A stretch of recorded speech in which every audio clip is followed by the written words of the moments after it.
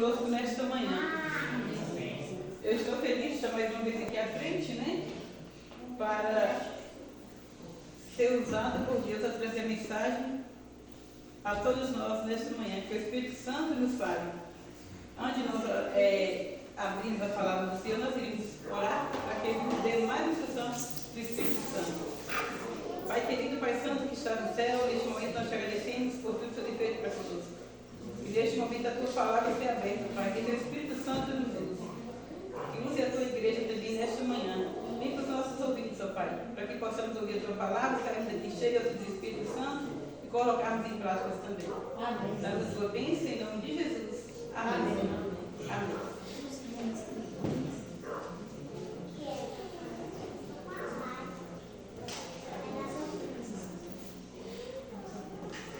Sempre a gente gosta de observar, pelo menos eu sou assim, né? Eu gosto de observar o hino que vai ser cantado, eu quero vamos falar sobre isso. Sobre amor ao próximo, né? A mensagem que eu trago para os irmãos é cristianismo verdadeiro. É o título da nossa mensagem desta manhã. E eu estava achando interessante, porque na verdade a gente sempre observa mesmo, né? O desfecho do hino quando a gente vai pregar, e a gente às vezes, aí a igreja pensa assim, vamos falar, né? Realmente sobre o cuidado com o próximo.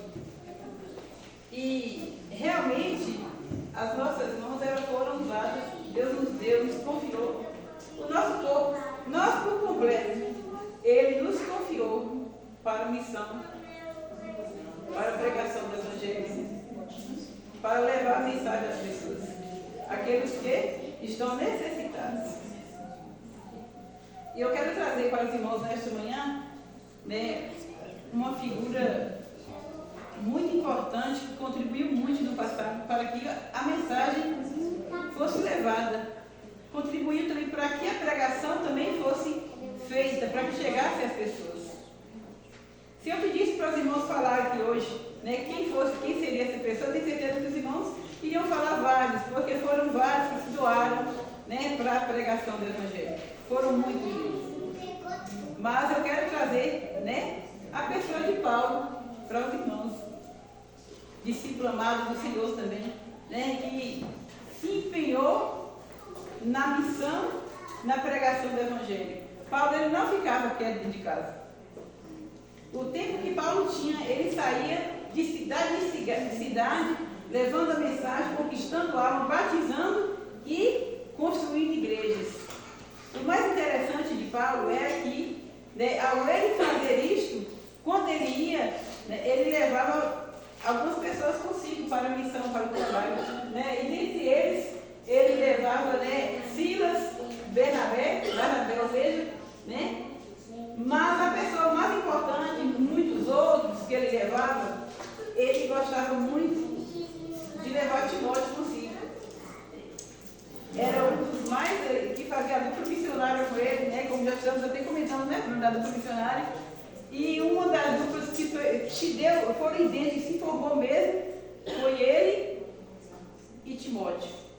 O interessante é, Paulo era mais velho que Timóteo, olha só. E depois, Timóteo era mais tímido, mas Paulo era bem explosivo. Mas mesmo assim, eles se combinaram entre si com essa dupla missionária. E num desses trajetos de viagem de Paulo para pregação do Evangelho, ele ficou preso em Roma, prisão domiciliar. O que é uma prisão domiciliar? Naquela época a pessoa alugava uma casa e ali ele ficava preso, ali ele não podia sair. Um soldado ficava ali vigiando aquela casa. E ele poderia receber visitas, alguém poderia ir lá fazer alguma coisa para ele, a igreja, os irmãos poderiam visitar. Isso na prisão domiciliar. E ali Paulo ele ficou preso em Roma um bom tempo, né? Mais ou menos um ano ele ficou preso em Roma. Nesse período da prisão de Paulo, né, ele preso em Roma, com um ano ele foi solto. Nessa época, quem comandava Roma era um homem chamado Nero. E ele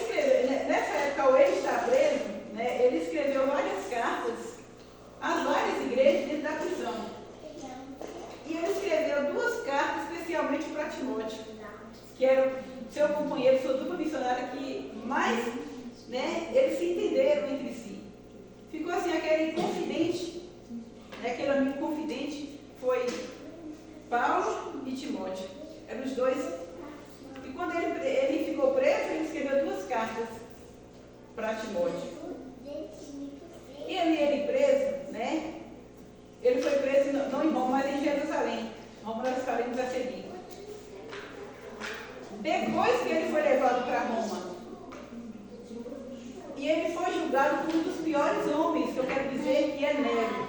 Pensa aí, irmãos. A história nos conta, né, que aquele homem era um homem muito mau, mau mesmo. Ele era tão mau que ele matou 2 irmãs,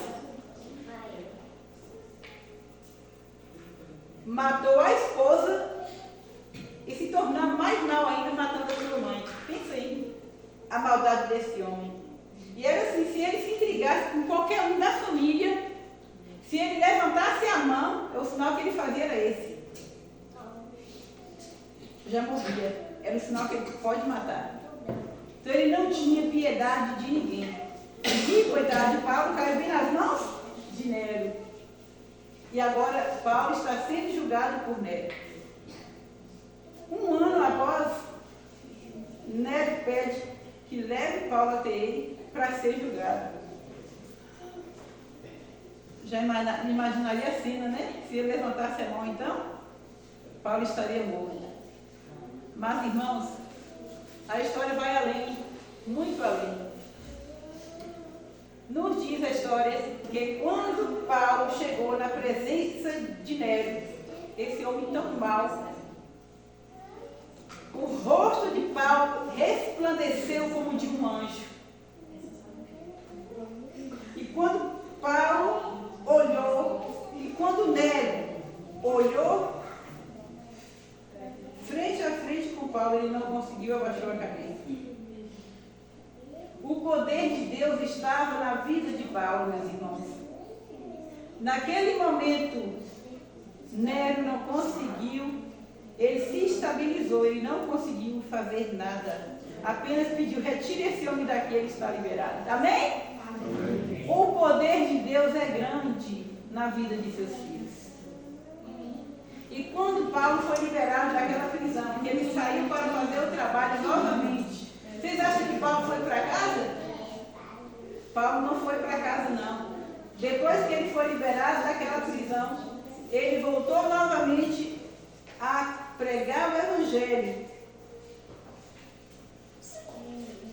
conhecer novas pessoas, pessoas que ele sabia que estavam precisando da mensagem. E mais uma vez, ele começa a construir igrejas, levantar pessoas para a mensagem do Senhor. Ele não ficou em casa, não, eu saí da prisão, agora eu vou descansar uns dias, uns meses, né? Vou descansar, ficar com aqueles meus conhecidos. Aí eu vou em encontro de Timóteo, por exemplo. Eu vou em encontro de Timóteo, lá eu descanso uns dias, que eu sei que lá eu vou ser bem recebido.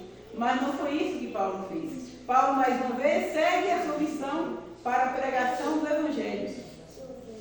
E a história nos conta, meus queridos, que ele ficou mais um ano, mais ou menos, voltando a pregar. E o cristianismo expandiu em Roma e em muitos outros lugares. E Paulo, né, ali na sua pregação mais uma vez, e ali quando Nero soube que o cristianismo estava indo avante, que as pessoas estavam tendo conhecimento da palavra de Deus, chegando, construindo igrejas, e ali isso enfureceu mais uma vez Nero.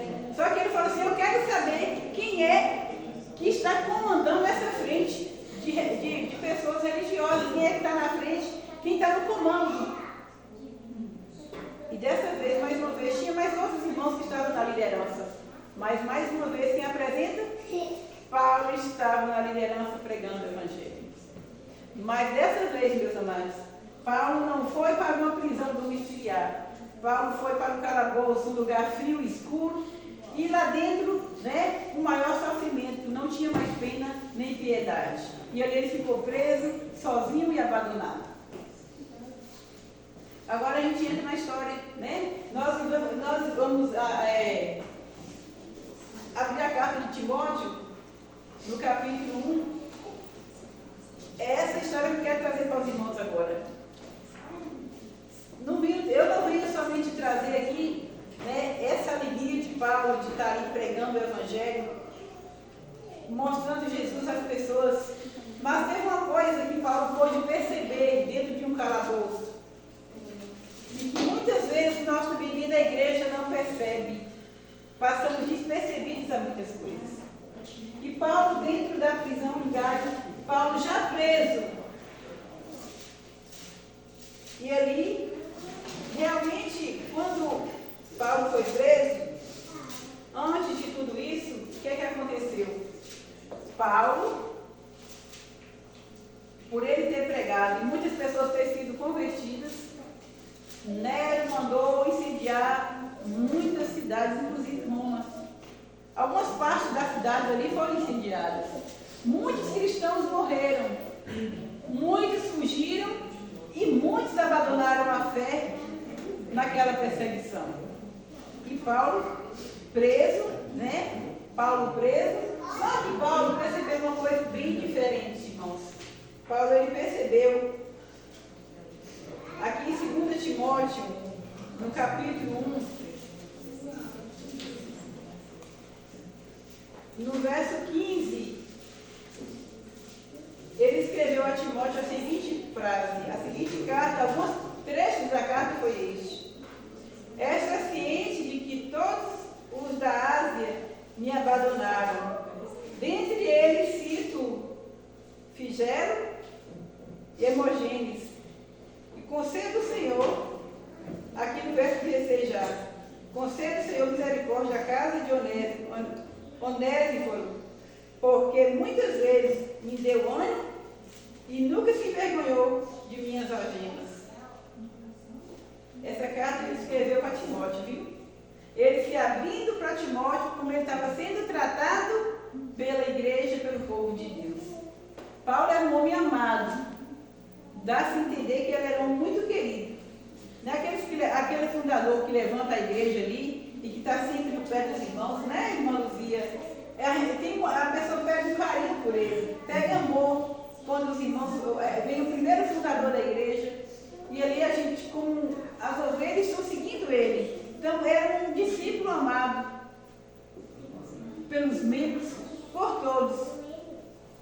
E quando acontecia de saber que um dos discípulos, ou um daqueles pregadores, estavam presos, se não fosse um tempo nosso hoje, a gente ia fazer o quê? Vamos orar, né? Pela irmã Rosângela, que ela está presa. E assim eles fizeram, vamos orar pelo irmão Paulo. Paulo está preso no calabouço, e a gente sabe como que é a prisão do calabouço. E Paulo ficou isoladamente lá dentro.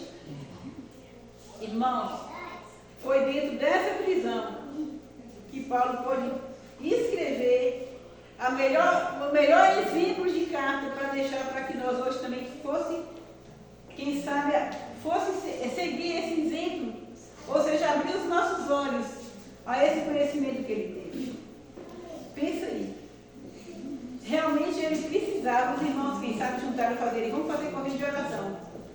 Porque naquela época a perseguição era demais. Vai chegar um tempo que nós também seríamos perseguidos, seríamos presos também. E os irmãos que, quem sabe, né, permaneceram firmes, porque muitos morreram, né? Mas outros vão permanecer firmes, outros vão desviar da fé, não é isso? O que vai acontecer? Muitos não vão aguentar as provas, vão desviar. Mas vão ter aqueles que vão permanecer, quem sabe, escondidos, quem sabe, num cantinho que ninguém vai saber, vão estar lá. Mas foi exatamente isso, irmãos, que Paulo passou a entender e abriu os olhos de Paulo. Paulo em um calabouço, sozinho, solitário. Ele sabia que tinha irmãos orando por ele. Mas será que Paulo precisava somente de oração, irmãos? Dentro de um calabouço? A história vai além dos nossos pensamentos. Vai muito além. Naquela época, é claro que ninguém ia se arriscar, né, irmã Luzia? Ninguém ia se arriscar a ir visitar Paulo. Porque assim que sabesse que eu era cristã, eu também correria o mesmo risco de ficar preso lá dentro. Mas tinha que ter alguém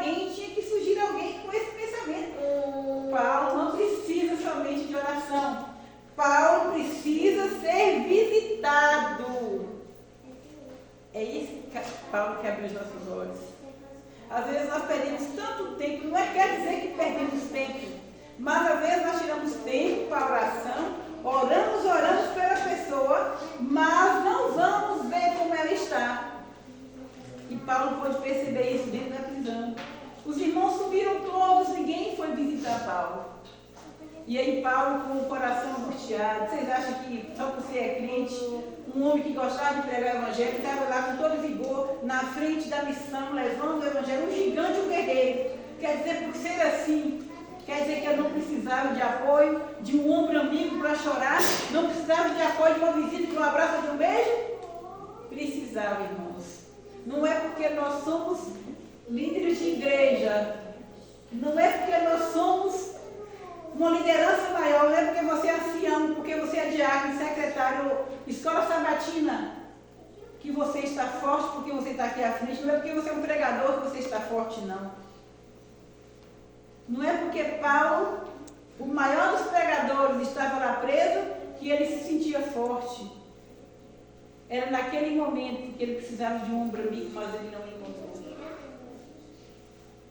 E nós fazemos isso dentro da casa de Deus também. Hoje, no nosso tempo, não é diferente. A irmã Célia começou a contar a história da escola sabatina, mas daqui a pouco a irmã vai pregar a mensagem todinha que eu vou pregar hoje. Comentando sobre a nossa vizinha, né? Que às vezes a gente precisa, não é somente de oração, precisa de você ir lá, dar um abraço, falar, eu estou aqui com você.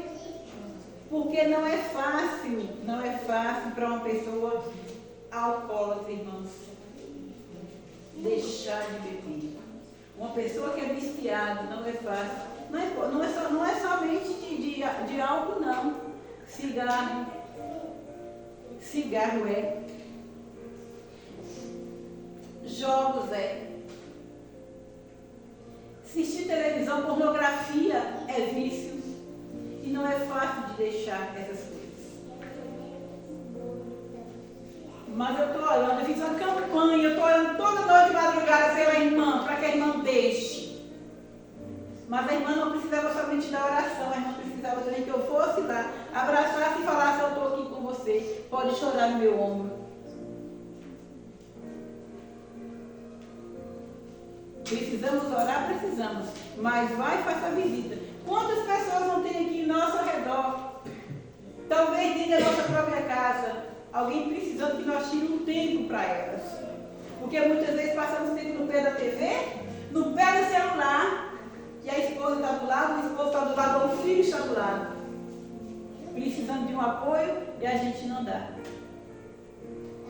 E aí pergunta, por que desistiu? Por que meu casamento está acabando? Pergunta, faz uma reflexão. Tem muitos homens, ou até mesmo mulheres que queixam do casamento, do relacionamento, meu relacionamento não está bem. Sabe por quê? Porque quando a gente casa, a gente ainda vai aprender a conviver com uma pessoa que a gente nunca viu, só no período de namoro. E é difícil mesmo. Não é fácil. Por isso que o casamento tem conflito e muitas vezes entra e negócio. E para piorar, tem aqueles homens, vou citar os maridos agora. Não que as mulheres não tenham seus problemas, seus defeitos no casamento, que tem também, não é pouco. Mas muitas vezes existem homens machistas que se lavar um prato para ele, já está usando saia. Se ele lavar a roupa mais a esposa, também já está usando saia. Não é bem assim, irmãos. O casamento é duplicidade, é cumplicidade em tudo. Você não vai perder seu nome de homem por você ajudar a esposa dentro de casa a lavar uma roupa, lavar os pratos, não. Pelo contrário, você vai levantar mais um pilar no seu relacionamento. E tem homens que não fazem nem isso. Nem isso. E tem que ajudar, porque o relacionamento é os dois. Se os dois forem trabalhar junto, quando chegou em casa, está tudo junto, vai lavar.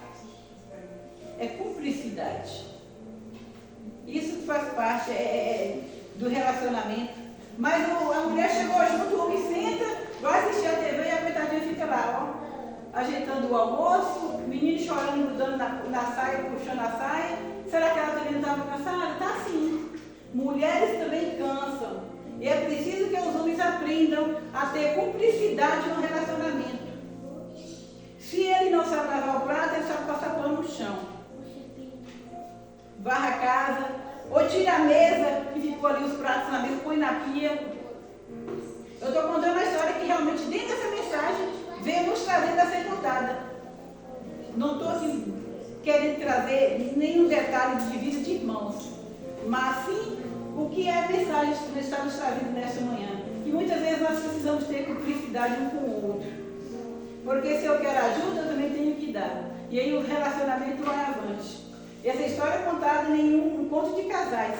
O marido foi para o pastor, meu casamento está acabando. E o pastor falou, mas por que, moço? Vai participar do encontro de casais. Aí você vê mensagem e diz, pastor, eu não vou ver mensagem vinda lá não. Lá eles ficam mandando a gente lavar os pratos, mandando ajudar a mulher. E isso não é para mim. Esse é o conteúdo da história, irmãos. E mais um homem que realmente ajuda, que isso alegra a mulher, alegra a esposa. Porque na hora de dormir, os dois estão todos com o mesmo cansaço. Não está um mais cansado do que o outro, não. E quando deita na cama, a mulher vai entender. Realmente ela tinha alguém que o acompanhou durante o dia. Que estava ali no seu ombro, apoiando também durante o dia. Ou levou a criança na escola, ou foi buscar a criança na escola, foi ajudar na compra também. Tudo isso faz parte de um bom relacionamento. Voltando à nossa história de Paulo. O que Paulo sentiu, porque ele precisava de apoio, principalmente dos irmãos, que ele não encontrou naquele momento, naquele calabouço onde ele estava ali preso. Ele não encontrou apoio de ninguém.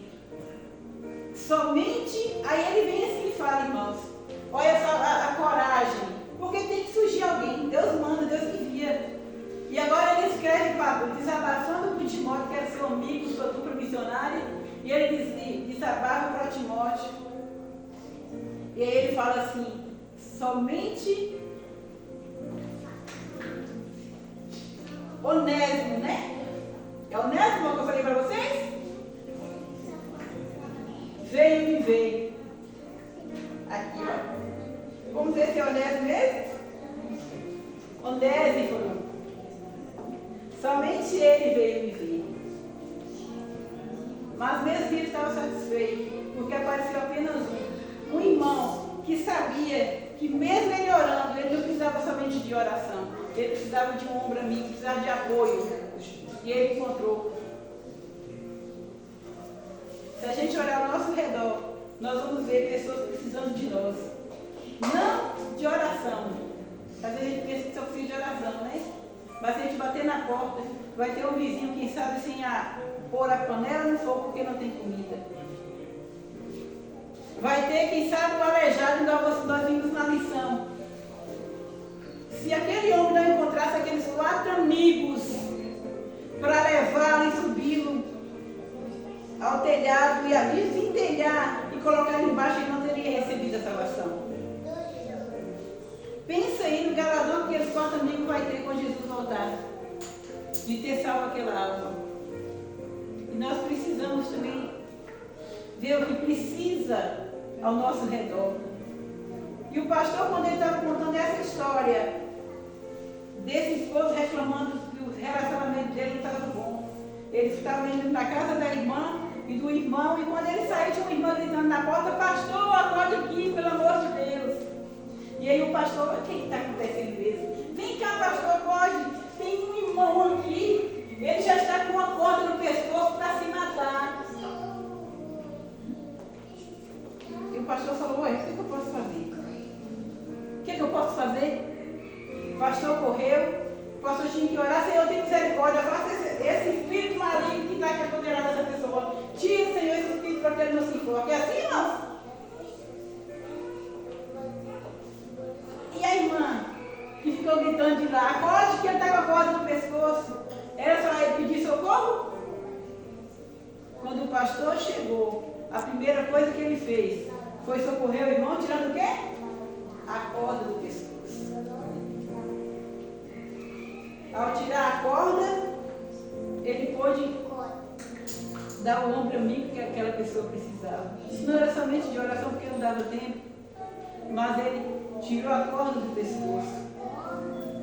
E quantas pessoas estão com essa corda no pescoço e nós não estamos observando que elas estão quase morrendo, precisando do nosso apoio. Não que nós grite para alguém e vá lá socorrer, mas que nós mesmos venhamos correndo e tirar essa corda. Essa corda pode ser um problema no casamento, pode ser um problema no trabalho, pode ser um problema de depressão, pode ser problema de filhos e muitas outras coisas. O desemprego, a fome, tudo isso pode simbolizar essa corda nesta manhã. E o Senhor nos convida: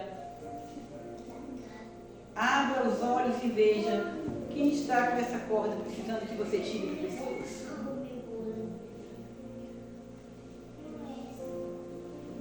Paulo, um homem gigantesco no Evangelho, ele precisou de alguém para protegê-lo. E ele sentiu o carinho daquele irmão ao chegar lá. E o irmão não se importou que se ele seria preso também.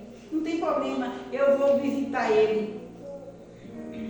Eu vou visitar ele. E se eu ficar preso, eu fico preso junto com ele. Veja só que amor, irmãos.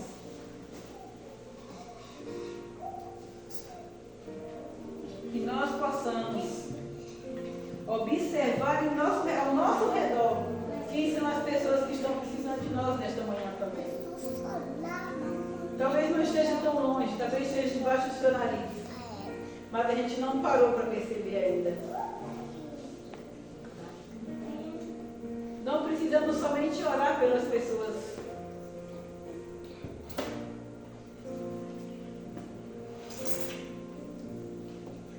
Ninguém, irmãos, é tão forte. Em algum momento, por mais forte que nós sejamos, nós podemos ser frágeis também. Podemos ser quebrados na caminhada dessa vida cristã, esmagalhados no nosso coração. E é nesse momento que as pessoas precisam de um ombro amigo e de um abraço. E aonde está você? Aonde está você? Que às vezes, desapercebidos, deixa passar por alto essa pessoa que está clamando por socorro. Aonde está você? Oníseforo, desta manhã. Vá ao encontro de Paulo, que está procurando por você, também precisando de carinho, de amor e de afeto. Não importe com as consequências, com o que pode surgir depois, apenas ame um momento só. Em uma palavra só, você poderá conseguir pessoas para Jesus. Seja membro de igreja, seja aquele que ainda nunca conheceu a palavra do Senhor. Sabemos tratar uns aos outros cada dia. Um pastor, um dia, a mãe dele, quando nós finalizarmos a nossa mensagem dessa manhã, o pastor disse que um dia a mãe dele estava enferma no hospital. Já no leito da morte, e os médicos vieram e falaram para a irmã que estava ali do lado: não tem mais jeito. Vocês vão levar a sua mãe para ela ficar em casa, que ficaria melhor, teria mais conforto, estaria em casa e ali não teria tanto sofrimento. Levem para casa. Mas os médicos não quiseram falar, praticamente, que ele já estava morrendo. O pastor ia olhando, isso quando ele era mais novo. E ele ficou ali, aquele rapazinho do lado. E a irmã falou assim: ô, irmão, vai lá comprar as fraldas para a mamãe, porque as fraldas já acabaram. Só que ele percebeu uma coisa interessante. Coisas que ninguém sempre olha e observa. Não são todos, mas sempre acontece isso. Diz ele que quando o enfermeiro veio para medir a pressão, E ele cansou, né? A pressão dela estava bem baixinha. E enquanto tentou, né, foi tirando a veia ali, eles não encontraram nem veia mais dela. Não encontraram mais veia. Ele falou assim, eu sei que quando não acha mais veia em alguém dessa forma aí, é porque ele já foi. E ele não queria sair de perto da mãe dele. Ele não queria. Mas ele foi correndo na farmácia para comprar essa fralda. E a fila estava enorme. Mas ele pegou o pacote de fralda e foi para frente pagar. E a pessoa que estava do lado dele começou a xingar, reclamar para ele com toda a ignorância. Você tinha que estar na fila e não passando na frente. Mas ele já estava ali afogando. Porque ele tinha deixado alguém se acabando lá atrás, que era a única pessoa que ele amava profundamente, que era sua mãe. E aí ele falou assim, ele não falou nada. Ele apenas começou a chorar na frente de todo mundo naquele mercado. E a mulher falou assim, nossa, não precisa fazer isso também, né? Já é demais você chorar por conta disso. Aí ele falou assim, não, dona, é porque meu coração já está muito cheio de dor, por isso que eu estou chorando. Então qualquer coisa que acontecer daqui para frente para mim, vai ser uma coisa muito grande. Minha mãe está morrendo. E a mulher falou assim, ô meu filho, vai passar agora na frente, não tem problema não. Agora já é tarde, não preciso mais nunca estiver. A gente nunca sabe como estão as pessoas do nosso lado. Na fila do banco, na fila da vida. Às vezes a gente trata tão mal as pessoas e não sabe o que ela está passando na vida. A ignorância do nosso coração é tão grande que a gente não passa a saber que alguém que está sentado no ônibus mais seu está com a vida depressiva. Era meu amigo de banco. Eu fui daqui, quem sabe, caminhei 3 horas de viagem, 5, 6, não dei uma palavrinha sequer. Caminhei pelo menos 15 minutos, ali ele sentado do meu lado. Eu viajei, mas não dei uma palavrinha sequer. Pessoas que às vezes passam por nós. E às vezes a gente não procura saber como está a vida das pessoas. E às vezes a gente trata tão mal. No calabouço da vida, só quem passa sabe. E Paulo sabia muito bem que ele estava passando naquele momento e precisava de apoio, mas ele não encontrou. Somente uma pessoa. Mas faça diferença nesta manhã. Seja essa uma. Visite alguém que está procurando apoio, procurando paz na vida e não está encontrando. Nós estaremos entrando agora na semana onde estaremos buscando nossos irmãos que desviaram um dia dessa igreja ou de outra igreja, quem sabe. É o momento de nós estarmos buscando a presença de Deus para trazer essas pessoas de volta a Jesus. A Bíblia diz que quando ele sai da igreja, 7 demônios acompanham. Mas creio eu que o anjo do Senhor nunca o abandonou, nunca o deixou, estará sempre do lado protegendo também. E são essas pessoas, irmãos, que nós iremos buscar essa semana. Pessoas que estão, quem sabe, não acreditam mais na igreja, saiu, quem sabe, por alguma coisa, por uma intriga, uma conversa, porque não sentiu amado dentro da igreja. Paulo poderia ter saído também, porque não sentiu amor dos irmãos. Mas ele não desistiu, ele continuou e apareceu um para ele. Seja a diferença nessa semana também. Ore, busque alguém que está precisando de você. No calabouço da vida, como Paulo. Passando momentos difíceis.